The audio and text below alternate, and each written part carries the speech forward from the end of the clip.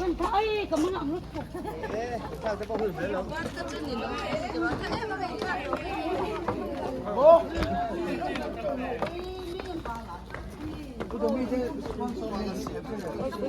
Lo sor khom na thai kan sia a ma sain olum pa imal som lu kan engkim chunga lam ti kha kan sa nga din khep na lo tura kan ngaya thu chung kan sa mai nga chumi zo chonin kan hun serving ha sak tu tur ula silorin zuali assistant secretary idam kore sewai kan som do ne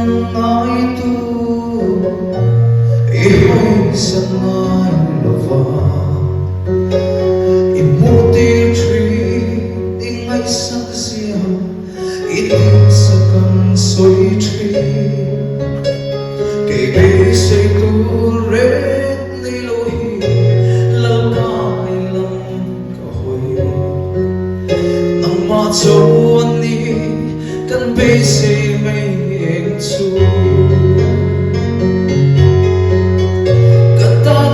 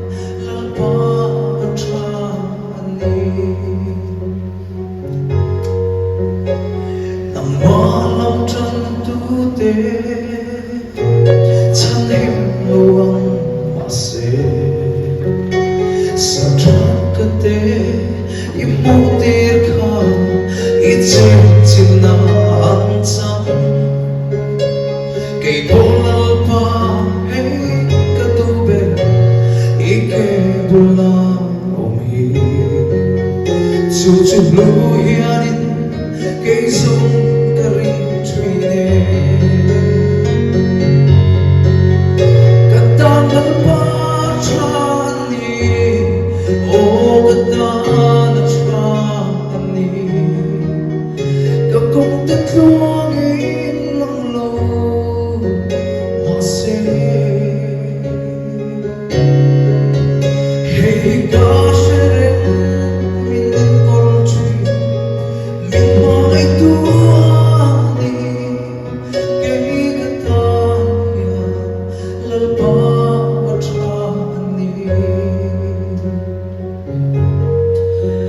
Hey gosh,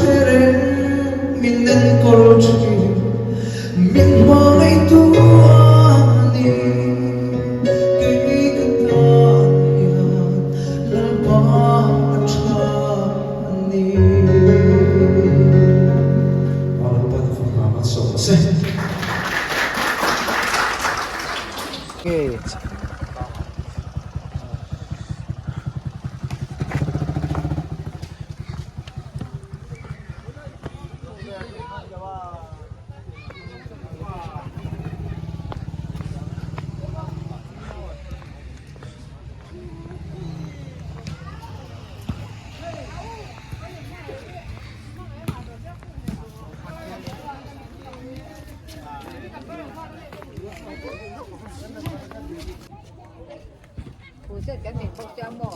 Inang mani ko lah mo.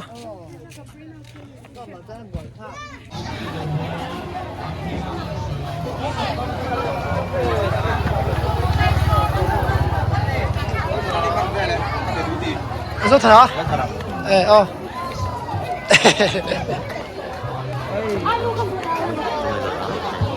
Hello, thì cái này sặc lâu đấy. Rong sặc rồi. Là lôi mé cả. Lôi to nhá. Nó hơi ruồi. Mình tầm khóc này.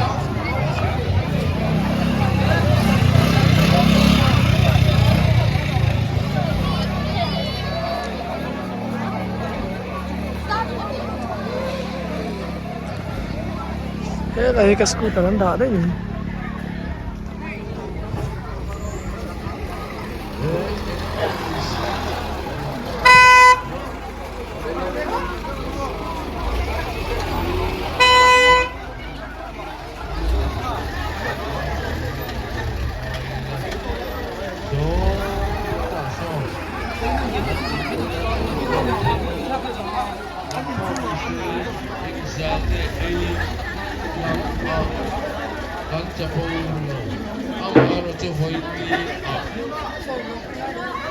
Chỉ là hơn rồi anh chưa?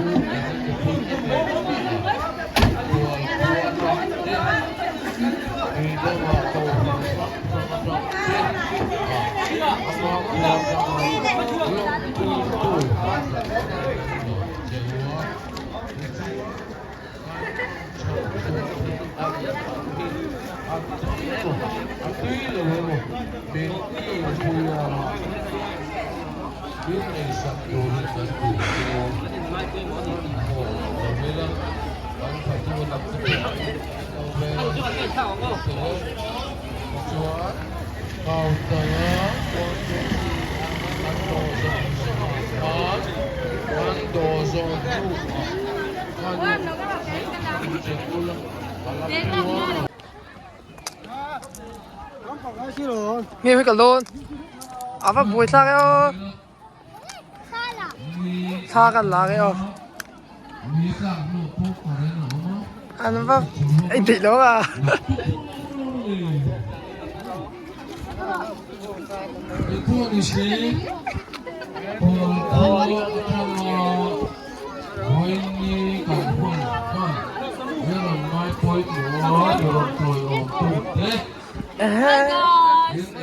nó phèn lôm em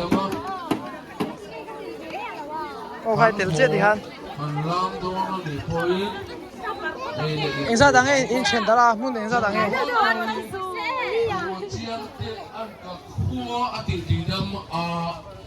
Voi nia, kalian pun bilang kan tu tu te song song pian. anh on chụp sửa thì anh ăn thì hiến ấy tour áo mà nè chú hoàng chúa bố lệ lấy tất nhiên khỏi nè hiền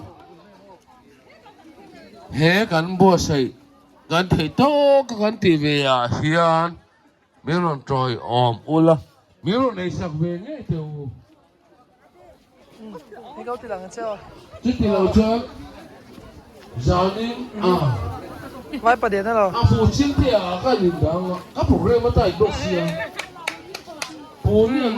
có là cái này đó mà cái nào Cánh quay khóc mãi. เอ้ยบวยเมลครับไหมอ๋อ cái sao mà phản thủy sao như thủy tiền các cái này đổi không nhiều các cái đấy mà thủy nhiều đểพ่อmình sẽ cho nó buông đều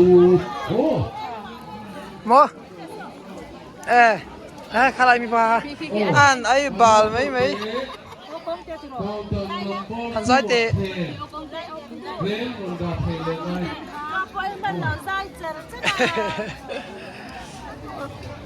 ยายตีบัวกับตำโดนนี่ค่ะ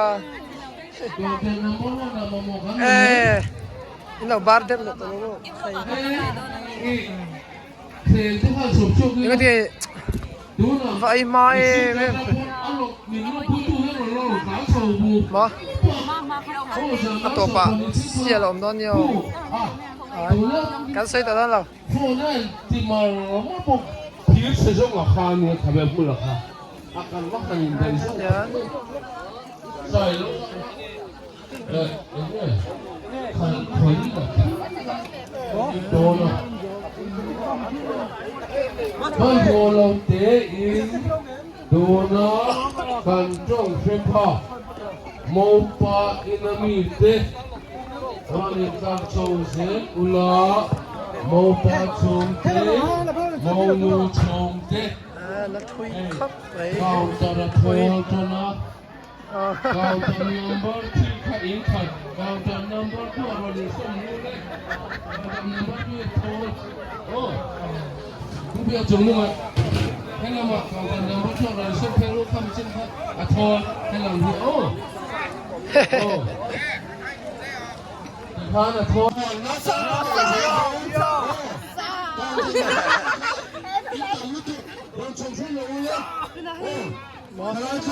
ก็ตานี่เรา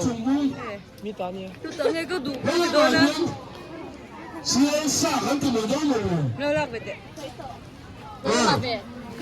อินวันเฮเมลลม现在呀，现在呀。让下和下希望吗你这里就给他们一起来的ให้เราเรียนเสียงอันนี้ผู้ชายเขาตระมันเปรี้ยงนะครับเก็บผู้ชายเขาเลยอะไรตัวเนี่ยแล้วเขาเราได้ช่วยกันนี่เพิ่มเดี๋ยวเราจะข้ามตัวเสียง